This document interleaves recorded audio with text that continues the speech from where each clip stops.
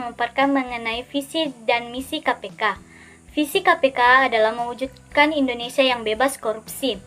Mengacu pada misi tersebut, KPK adalah sebagai penggerak perubahan untuk mewujudkan bangsa yang anti korupsi.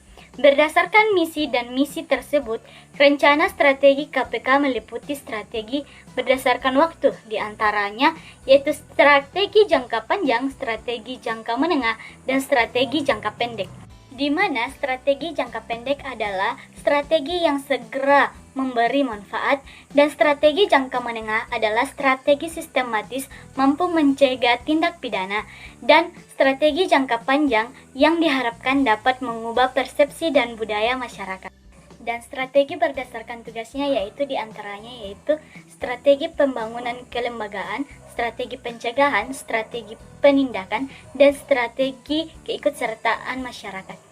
Di mana strategi pencegahan bertujuan untuk membangun sistem pencegahan tindak pidana yang handal, dan strategi penindakan yang memiliki tujuan untuk meningkatkan penyesuaian perkara tindak pidana korupsi.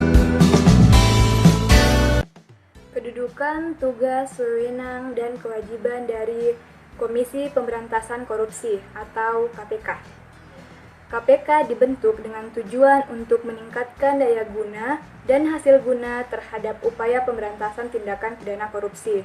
Dalam melaksanakan tugas dan wewenangnya, KPK berasaskan pada nilai-nilai kepastian hukum, keterbukaan, akuntabilitas, kepentingan umum, dan proporsionalitas. Berdasarkan kedudukannya, KPK mempunyai 5 tugas pokok, yaitu yang pertama, koordinasi dengan instansi yang berwenang melakukan pemberantasan tindak pidana korupsi. Kedua, supervisi terhadap instansi yang berwenang melakukan pemberantasan tindak pidana korupsi.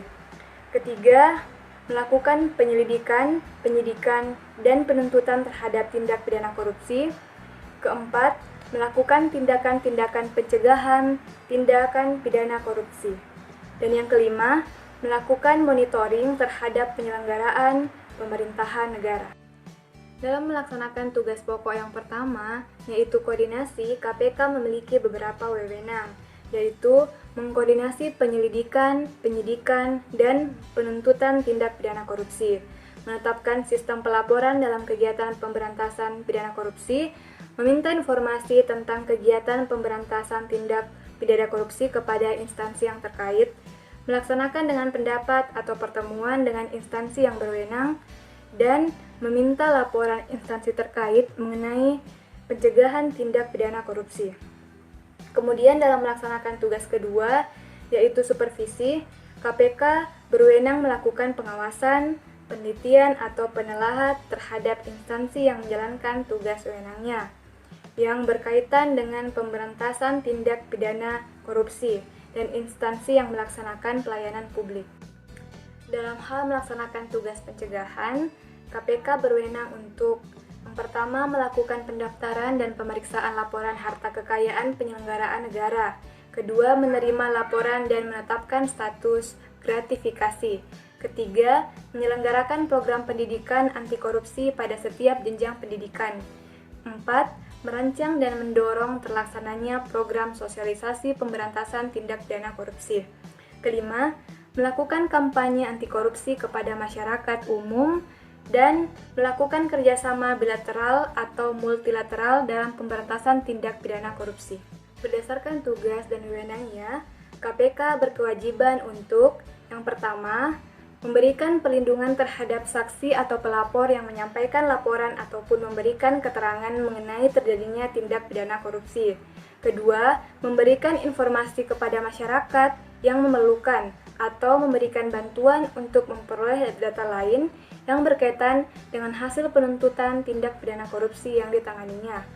Ketiga, menyusun laporan tahunan dan menyampaikannya kepada Presiden Republik Indonesia, DPR RI, dan Badan Pemeriksa Keuangan atau BPK. Yang keempat, menegakkan sumpah jabatan. Dan yang kelima, menjalankan tugas, tanggung jawab, dan wewenangnya berdasarkan asas-asas sebagaimana dimaksud dalam pasal 5.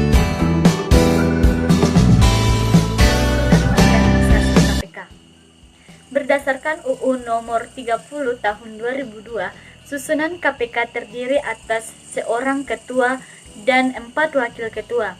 KPK membawahi 4 bidang, yaitu bidang pencegahan, bidang penindakan, bidang informasi dan data, serta bidang pengawasan internal dan pengaduan masyarakat, di mana organisasi KPK berikut tata kerjanya diatur lebih lanjut dalam Keputusan Pimpinan KPK Nomor KAP/PK/PKPK/02/2004 tentang organisasi dan tata kerja Komisi Pemberantasan Korupsi.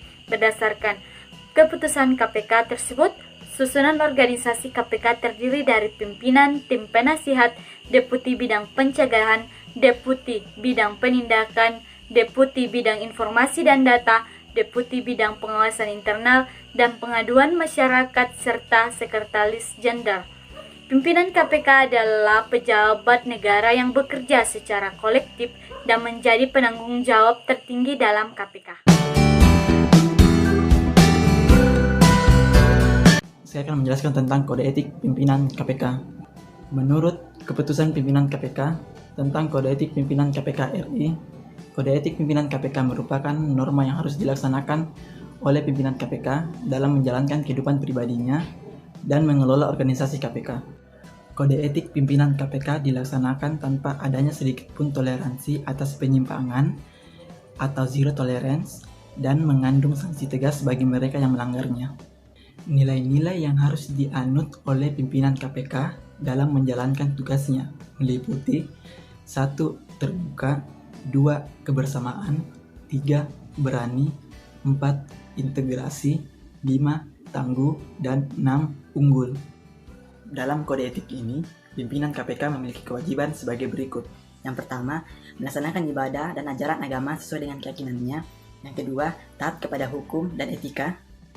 3. Menggunakan sumber daya publik secara efektif, efisien, dan tepat. Yang keempat, tegas dalam menerapkan prinsip, nilai, dan keputusan yang telah disepakati. 5. Menarik garis tegas tentang apa yang layak, yang patut, dan yang pantas dilakukan dengan apa yang tidak pantas, tidak layak, dan tidak patut dilakukan.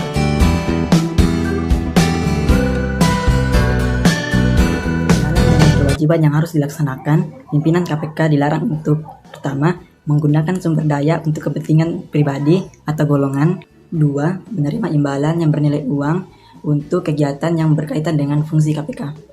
3. Meminta kepada atau menerima bantuan dari siapapun dalam bentuk apapun, memiliki potensi benturan kepemilikan dengan KPK. 4. Bermain golf dengan pihak atau pihak-pihak secara langsung atau tidak langsung berpotensi menimbulkan benturan kepentingan sekecil apapun. Menjelaskan tentang sekilas keberhasilan KPK. Sebagaimana yang sudah dijelaskan oleh teman saya, tampaknya ada jaminan dan kepercayaan yang kuat bahwa KPK merupakan aktor paling kuat di antara kepolisian dan kejaksaan, terutama dalam melaksanakan fungsi memberantas tindak pidana korupsi. Dalam tugas pemberantasan korupsi, KPK melakukannya secara komprehensif, konsisten, dan berkesinambungan dengan melibatkan semua pihak. Dibandingkan dengan lembaga penegak hukum lainnya seperti kejaksaan dan kepolisian, KPK memiliki nilai lebih. Contohnya pada tanggal 10 Desember 2008 menyampaikan bahwa tujuan perumusan strategi baru KPK adalah: yang pertama, berkurangnya korupsi di Indonesia dengan sasaran meningkatnya efektivitas koordinasi dan supervisi bidang penindakan. Dan yang kedua, meningkatnya efektivitas koordinasi dan supervisi bidang pencegahan. Ketiga, meningkatnya keberhasilan penegak hukum kasus korupsi. Yang keempat, meningkatnya kepercayaan publik kepada KPK, terbentuknya sikap masyarakat anti korupsi, dan percepatan reformasi layanan sektor publik. Dalam kaitannya dengan penyelamatan keuangan negara, secara akumulatif, KPK berhasil menyelamatkan potensi kerugian keuangan negara sebagai berikut.